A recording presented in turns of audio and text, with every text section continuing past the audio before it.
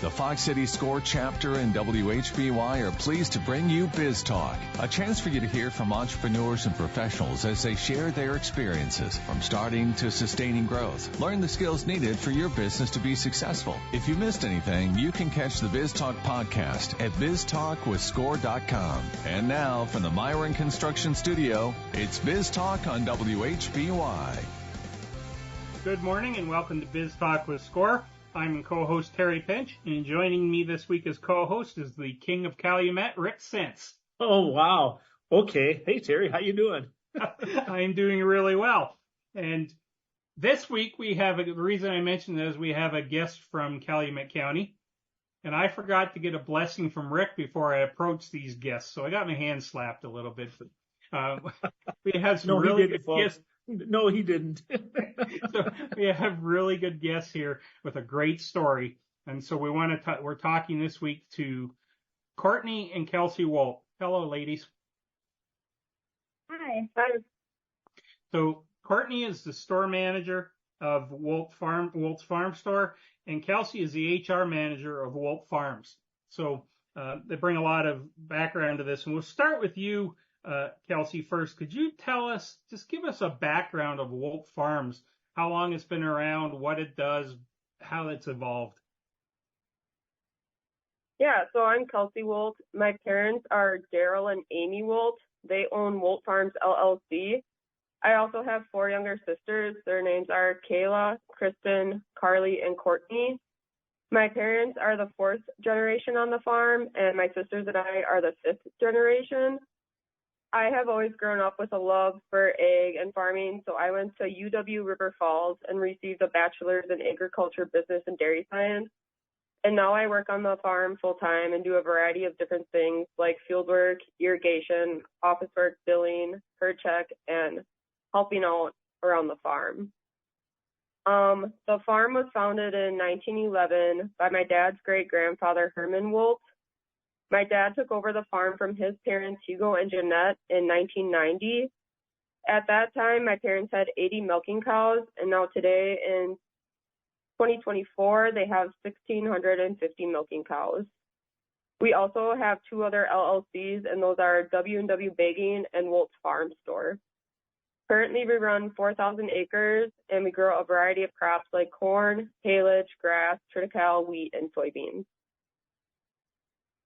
Okay, so as you look at that, it's already a lot under the operations of Woldt Farms. What led to creating Wolt's Farm Store?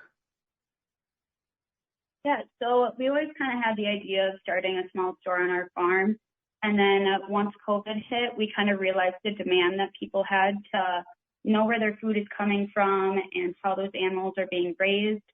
So we kind of crafted the idea of starting the store, and I was in college at the time, so we decided that once I graduated, that would be our big launch for the store. Okay, and when you look at what the farm was already doing, why did the store just make sense for it then?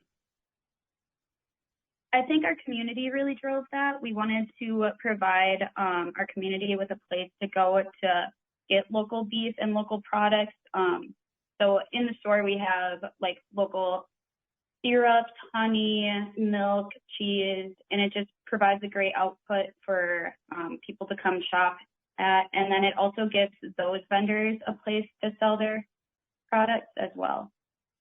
So as you mentioned, being a dairy farm, was there a transition where you added beef cattle as well? So we always raised a small amount of beef animals, and then ever since we operated the store, we increased those numbers a bit. So currently we raise about 200 head. Okay. So as you look at that, you're obviously bringing in more beef, your cattle, you're running a farm store, you've got the other businesses going on. How has that impacted the farm itself and the way you operate? Yeah, so again, it definitely increased our herd size, and it made us, so we feed our cows a mix of like TMR, fresh grass and everything. And we were actually able to use that and feed that to our beef animals then. So we kind of use recycled products to feed them. And then also it helps get the word out about our farm a little more. So people reach out to us and ask for farm tours or for school groups to come here. So it helps us educate people about the ins and outs of the farm a lot more. Okay. So before the store opened, if I understand it right, you were selling like half cow, quarter cow type of things that when I was young, my parents used to buy for the freezer and things. You were doing that, correct? Yep. And that transition to where you're selling individually packed items as well as the larger packs, how hard was that to make happen? Yeah, so it was kind of tricky to understand how we would package these and then labeling, what cuts would really sell. So we worked with a meat market that was really helpful, and they shared a lot of knowledge about that. And then we also do still sell a lot in whole halves, quarters, but it's nice to do it this way because not everyone can purchase a bulk amount of meat at once, whether it's financial reasons or just storage. Okay. So as far as selling the meat, were there new regulations you guys had to be aware of and start to follow? Yeah, so there's a lot of license and regulations that went into it. Again, the meat market that we worked with was really great at educating me on that. And then also just DadCap in Wisconsin. They were really great at helping us get those and improve us with all that and get our inspection put through. Do you have to have regular inspections from the department? Yep, so we had to get one when we started, and then they do drop in inspections every so often. Okay, so that gets how you manage on the some of the Woldt Farms product side. What about learning to operate a retail store? Was that from the meat market as well, or how did you learn that? Yeah, so my senior year of college, I interned at Seltz's Dairy Store up in Stevens Point, and they were a huge help at letting me learn the ins and outs of their business, especially when it came to stuff like the point of sale system. They were really great at helping me with that. And how did you go about selecting software like the point of sale system? Did you use what you were familiar with from that store, or did you look at other options? Yeah, so when we started, I used the same exact system they had just because I was so used to it. It really made it fast for me to teach others as well how to use it, like my sisters. But actually that system shut down this past fall, so we had to get a new one. And I just reached out on Facebook to all the people that were following us and asked them what they would recommend. And a lot of other businesses chipped in on what they were using. So that was nice. And then we ended up selecting the Sound POS system. Mm-hmm. Okay. How hard was it to change to a new POS system? It wasn't that hard at all. We actually had a guy come out and he hooked it all up. The worst part about it was putting in all our products because we have probably 300 to 400 products in there that we had to enter and do all of the back work for it. So that took a little bit of time, but overall it was a pretty easy process. Okay. So as you look at the products you have there, it's a good link to it. What other products, you mentioned them quickly, but how did you find the other products you wanted to sell in the store other than what you could supply yourselves? Yeah, so a lot of that came with my time at Seltz's store. I learned a lot about the products they had. So some of the vendors came there. And then once the news kind of got out about us opening up the store, a lot of vendors reached out to us asking if we would be willing to put their products in our store. So a lot of it came from that. And then like currently we do some pop-up events, which are basically just like farmer markets that we go to. So there's a lot of different businesses there, and we get to see all of their products, and then sometimes those products end up on our shelves too. Okay, so as you look at those products, you're trying to source locally or from the state as much as possible. How do you decide which products you bring in? Yeah, so we're kind of tight on space, so we're trying to make it a variety of products, but not repeat a lot. So if there's a product presented to us that's kind of like another product in our store, sometimes we have to say no. But we're really looking for unique products and ones that will keep customers coming back. Do you have non-food products as well? Yep, we do. So we have some soaps, candles, earrings. We have some spirits and wines. We have T-shirts and clothing that we make ourselves. So what's the biggest challenge that you've had so far? Well, on the meat side, it's hard to get all of the cuts to sell at the same rate because everybody wants to come to a store and buy the steak, but not a lot of people want to buy the roast. And okay. I think a lot of that is a lot of people don't know how much they can do with a roast and the different ways that they can cook them. So it's been a challenge to be able to sell all the cuts and not get backed up on one or the other. Do you have have you thought of offering classes or anything like that to educate your customers on what they could do? We haven't offered classes, but we do send out a newsletter, and in there we have some recipes that they can pick from, and a lot of those end up being from like the roast or the round steak, a lot of those cuts. And then we also do offer subscription boxes and bulk boxes that people can buy, and they get a better price on them compared to if they're just buying them separately. So they'll have like a variety of some steak, some roast, some ground beef, all of that in there. Yeah, I saw on your Facebook page when I was looking at it, you've got a couple different packages out there that look pretty good and are well priced for people to try different things. Yeah, for sure. Okay. So one of your vendors is somebody we had on the show right when probably about 12 months after the pandemic started, and that was Ledgeview Distillery. And I noticed they're in your store too. And they have a great local farm story as well. So is that too one of the things you really like is promoting other farm businesses? Yeah, definitely. That's actually a business that we get questions about a lot because we have a winery that has a similar name located by us. So we get to tell them that this actually comes from Fond du Lac, and it's a farmer that created this business. And our customers really like to hear those stories. Yeah, it's a very good one. So we're at about the right spot for our first break.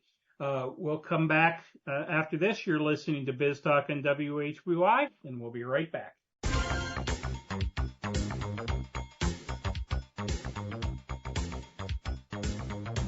Welcome back to Fox Cities Scores Biz Talk on WHBY Radio. This morning, we're joined by Kortney and Kelsey Woldt from Woldt Farms and the Woldt Farm Store. And before we get back to the program, I'd just like to spend a few moments talking about SCORE. Fox City SCORE serves an 8-county area with offices in Appleton, Oshkosh, and Fond du Lac. We have about 45 volunteer mentors, each an expert in their field, offering entrepreneurs no cost and confidential mentoring. Those areas of expertise include IT, social media, marketing, cash flow, accounting, strategic planning, workflow, HR, retail best practices, and many, many others. In order to register for a no-cost confidential mentoring session and or to learn more about the Fox City SCORE chapter, please visit our website at score.org/Fox Cities.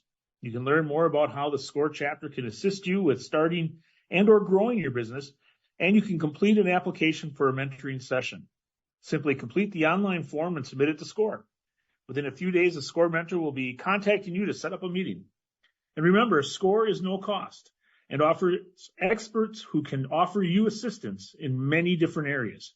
To get started, visit our website at score.org/Fox Cities. And to support small business people, Fox Cities SCORE is always looking for new mentors. If you have experience that you would like to share with others, we'd love to talk to you. We welcome volunteers with experience in all aspects of business. Small business owners need your help, and your experience can make a real difference to their success.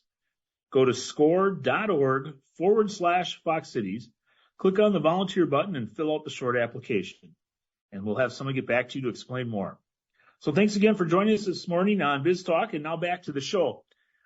Kelsey and Kortney, I just maybe you could give our listeners, for those of them that have not been to your store, kind of give us a description of what they're going to see when they start heading to visit you guys. Yeah, so when they visit, they're actually going to drive right up on our farm. Our building is actually an old farm building that we converted into the store.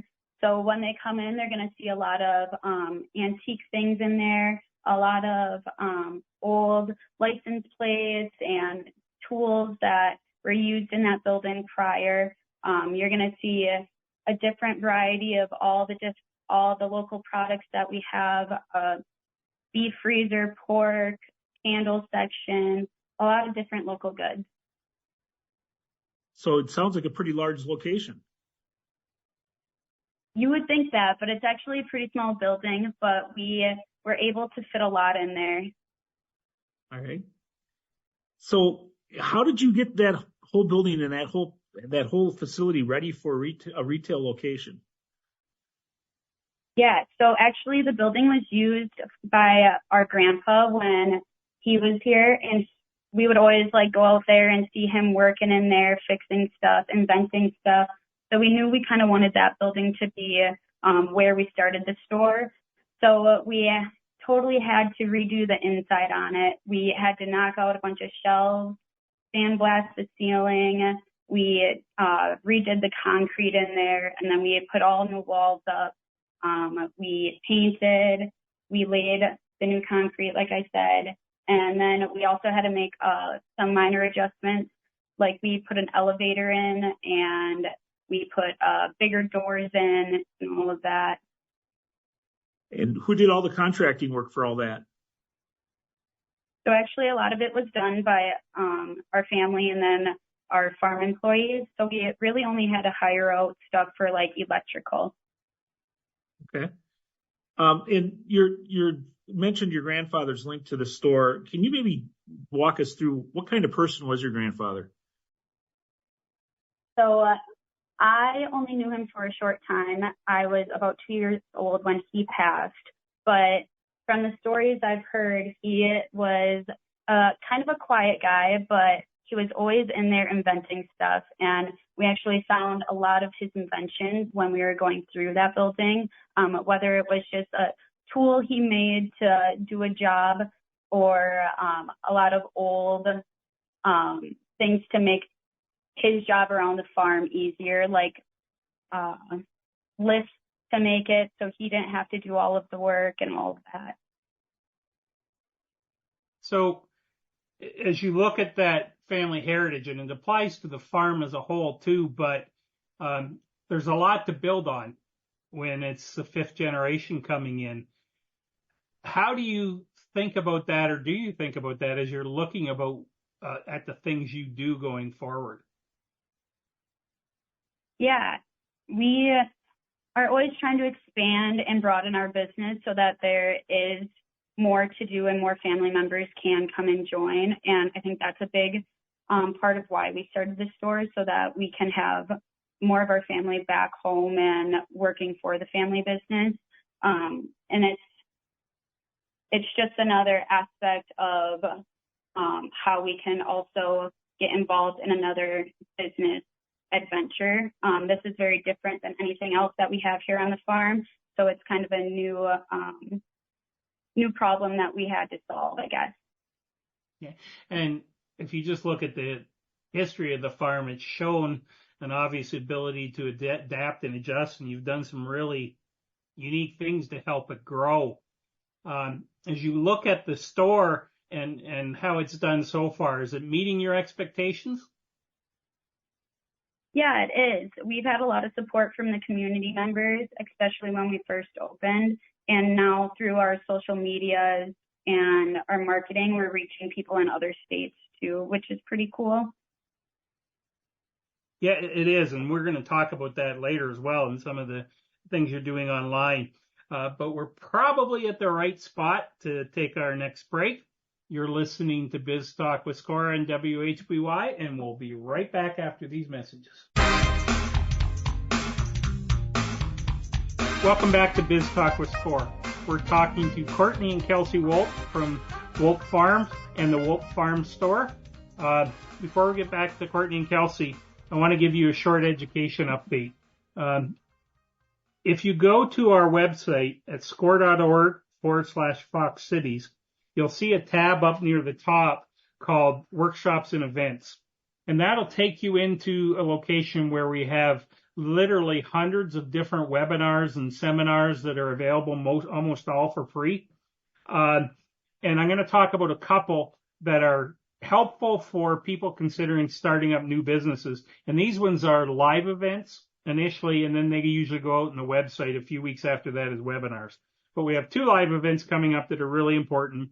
One is Mastering Credit Repair, a guide to improve your credit score, and that's on March 19th.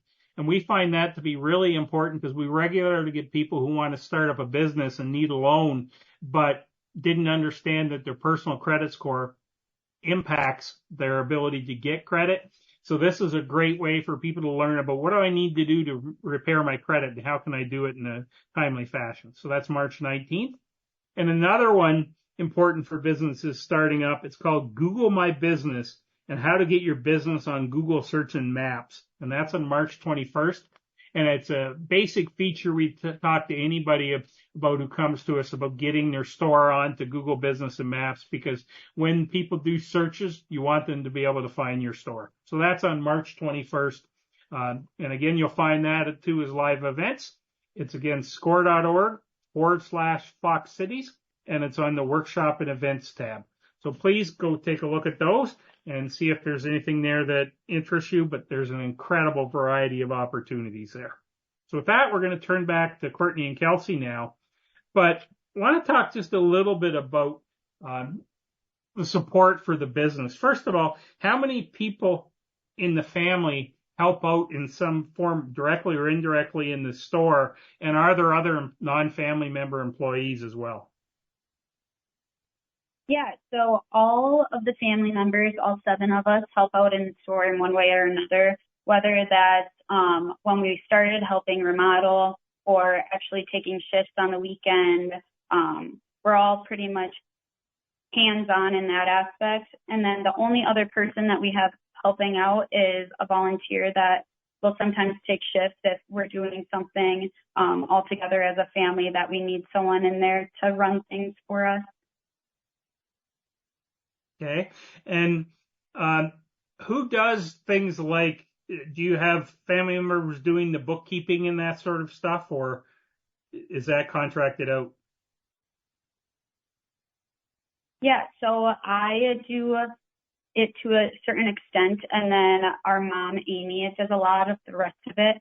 She actually does a lot of it for the farm too, so she is pretty accustomed to that type of work. So it was kind of a no-brainer to have her help us out in that aspect of the store too. Okay. And when you were setting up the store, did you have to get, did you have to work on insurance with brokers or any legal issues with lawyers? Yeah, so we actually used all of the same people that we use for our farm, and they were able to help us kind of jump through those hoops and figure everything out, so our business was able to run pretty smoothly. And as you built up all this capability of using the people, learning from the people who are already helping the farm, have you had anybody reach out from other people, other farm businesses or people looking at farmers markets to ask for your advice? Yeah, we've definitely had a few people reach out, just kind of asking us how we do things, how we decide what to put in the store, what insurance we went through. And then also we have a lot of people that give us advice, especially like those that we have for vendors. A lot of them have their own small farm stores. So it's kind of just trading advice whenever we can and learning from each other. Were you aware of that network of farm community stores to work with, or did that just evolve as you came up with the idea for the store? Yeah, I really wasn't aware of it when we started out, but once I started going out to those stores and asking them about their products and asking them if they wanted to sell some products in our store, the door kind of just opened wide up, and they were so willing to help us, so willing to give us advice. It's a community of really great people to work with. Do you sell any of your products through other stores yet, or is that something you're going to consider for the future? We do actually have some other stores selling our products. A lot of them sell our beef sticks. One place that sells it is actually Farm Fresh Express that's located right out of Wrightstown, and they deliver right to your home. So it's kind of a really great business, especially if you want home delivery, and they do that weekly versus we only do it once a month. Okay. And so as you look at working with those suppliers, have you found that there's more opportunity to build your business than you expected, so that you're learning more from others and they're helping you in a way that can really help it grow, maybe through more farmers markets, for example? Yeah, definitely. Just last week, one of them was giving me advice about a program to use that college students in the business degree will go through your business and kind of give you advice on where you could improve, whether that's through social media or on your website. And that's something we're looking into. There's definitely a lot of information that I've learned through them, and I really had no idea how much we could do with this business when we started out. And do you do the social media for the store? So a couple of us do. So we actually all have the social media on our phones. So whether it's just one of my sisters snapping a photo and posting it, or me, we all kind of contribute to that. Okay. And how confident do you feel now that you've been doing it for a couple of years? How do you feel with your social media efforts? I feel pretty good. We have a good following and we have a lot of interaction on it. It's always nice to hear people when they come in for the first time and be like, I found you through Facebook, or I found you through TikTok. It's nice to know that our marketing is working. Yeah, I saw you had several thousand followers on your Facebook page. So that's very good for a small store in this area. So that's a good progress. And where do you see, how much more do you want to do on social media, or are you thinking about other options for advertising and marketing in the future? So we always kind of think of other ways, whether that is through the newspaper, which we do every so often. We'll put an ad through that runs for a couple months.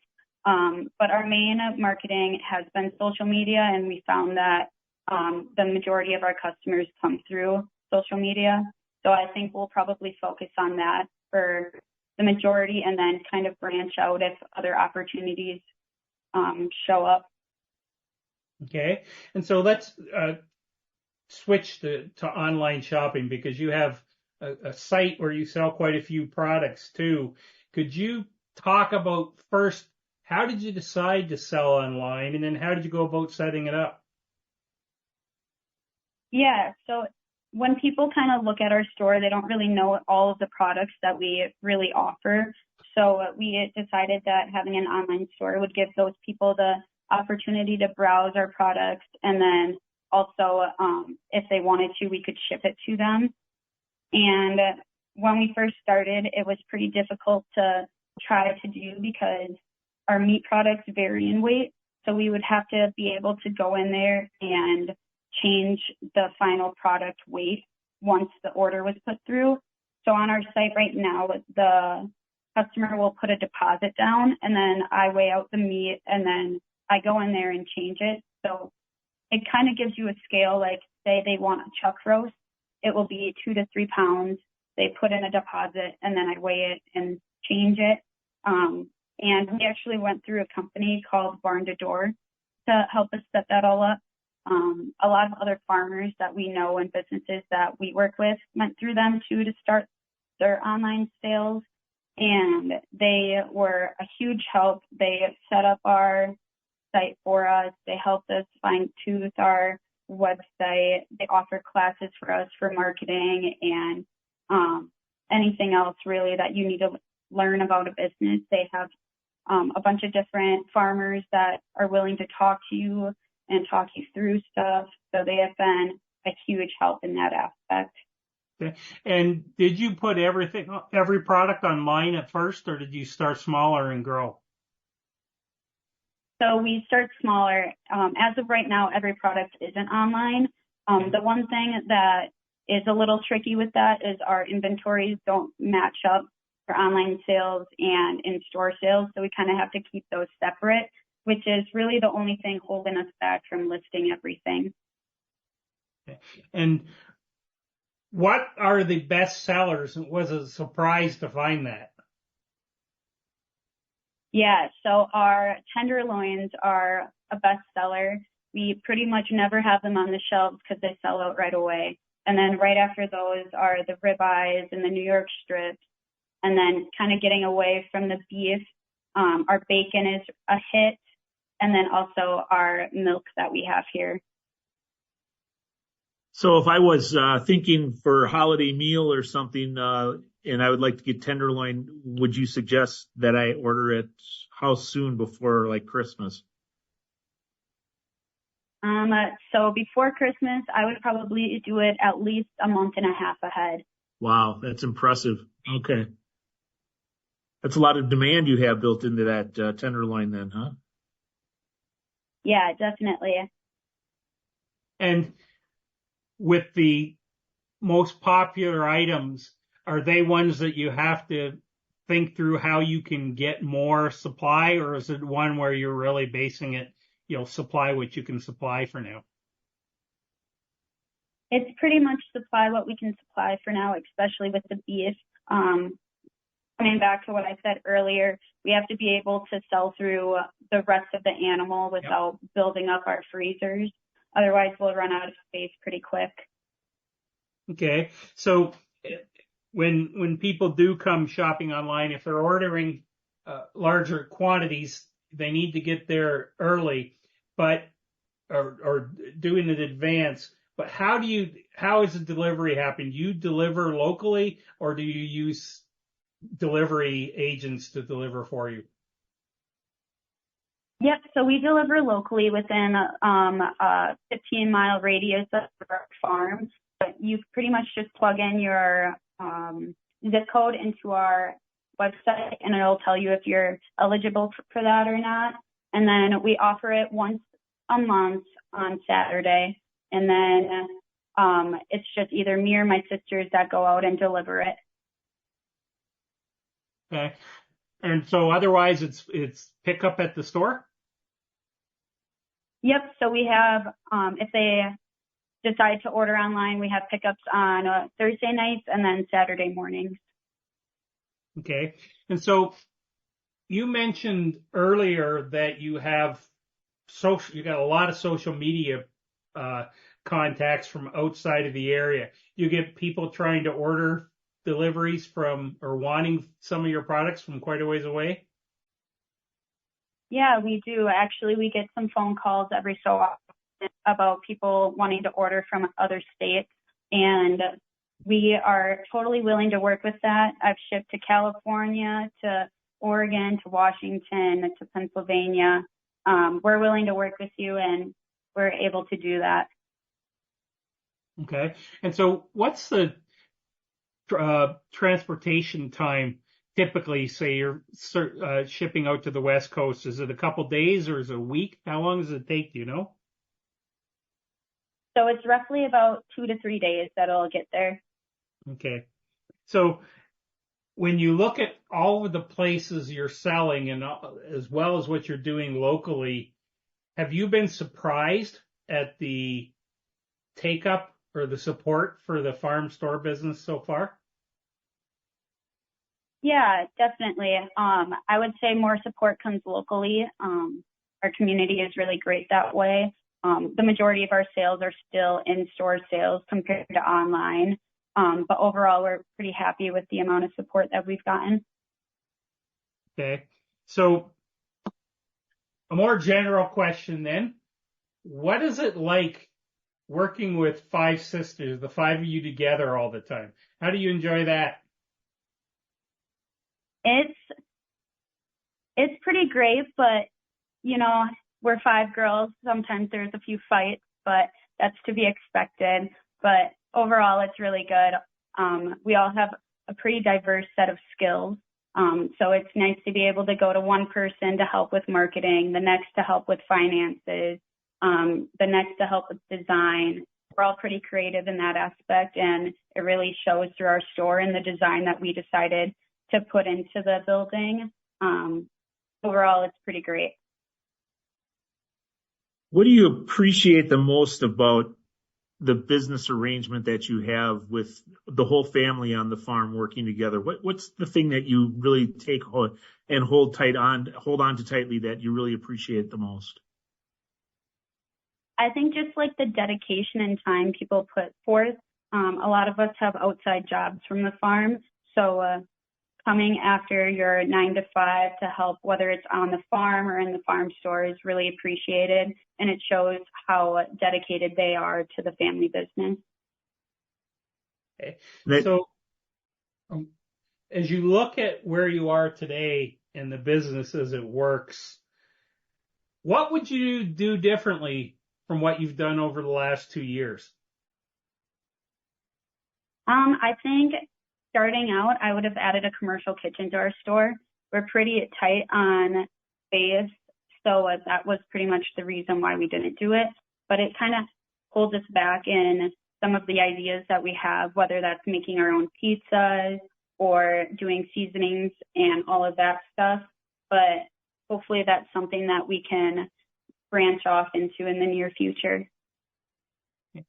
And as you look at doing that, obviously that's going to require probably expanding a building, getting a license, that type of thing. You feeling pretty confident now that you've got the store up and running that you can work through that quickly? Yeah, I think the license and regulations wouldn't be that much of an issue once we got our initial plan down. I think the addition to the building would kind of be rough because the building is in the center of a shop, a barn, and another barn, and our house. So there's not much to add on to that building. So it might just be adding into another building. And what happens if the store continues to get busier and busier? Would you have to look at a whole new building to move into? Yep, we would either have to look at one of the existing buildings we have that is bigger or look to build on the land surrounding our farm. So that's a good problem to have and one you want to happen for the future. Yes. Yeah. Okay, we're at the right spot for our last break. You're listening to Biz Talk with Score on WHBY, and we'll be right back after this.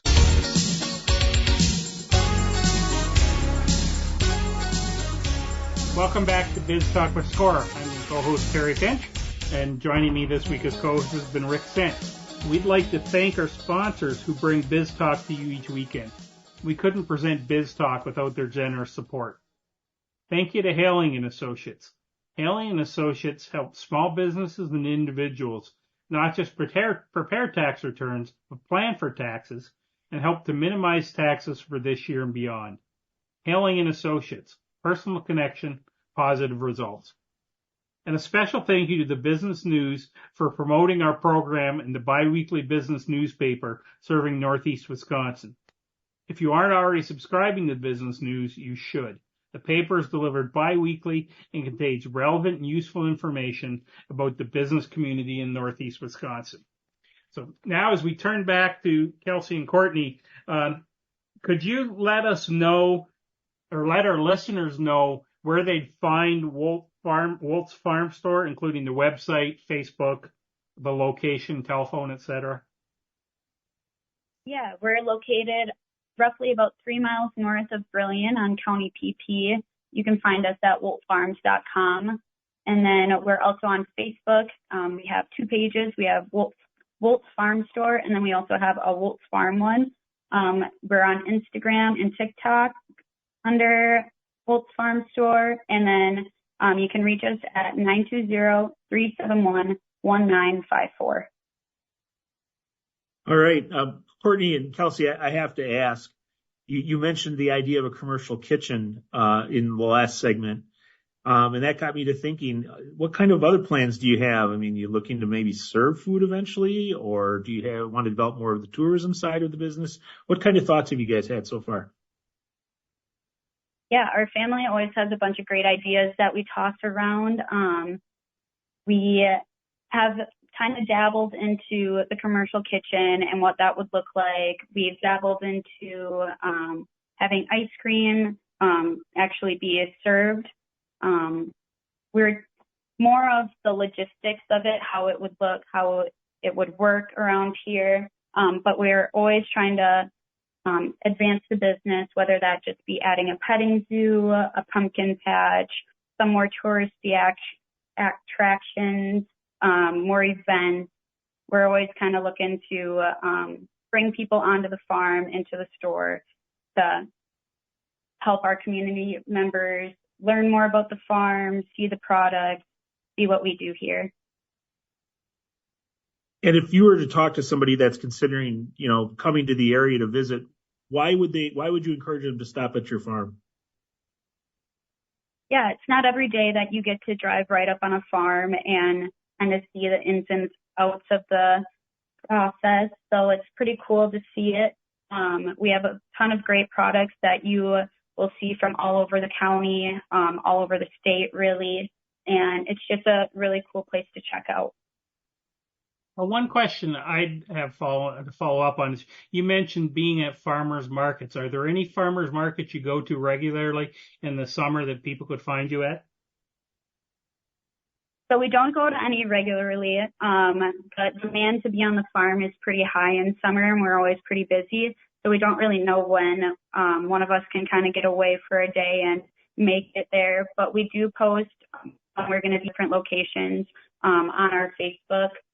We're hopefully going to be in Wrightstown on the 21st, and you can see an update about that on our Facebook soon here. Okay. And when you go to these farmers markets with the pop-up, do you have a pretty set selection of products you're offering? Is it primarily yours, or you carry a variety from the store? Yeah, we carry a wide variety. We bring a bunch of different meat that you guys can buy right there, and then we also bring a wide variety of our shelf products. Okay. And as you look at selling farmers markets at other farm stores, is there other options you look at for future expansion as well of selling your products in larger, say, grocery stores and things? Is that even something you'd consider doing in the future?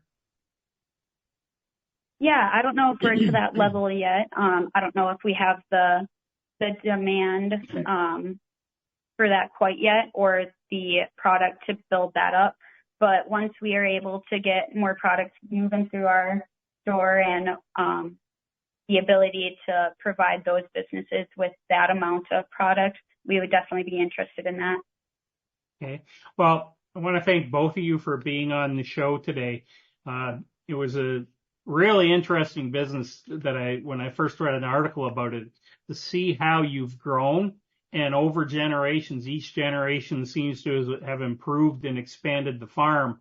And to see where you guys are going and the options it opens up for the future, is really great. And then quite honestly, to see 5 family members really interested in taking over the farm and carrying it into a 5th generation is really pretty neat too. So really good work, and we really appreciate having you as a guest.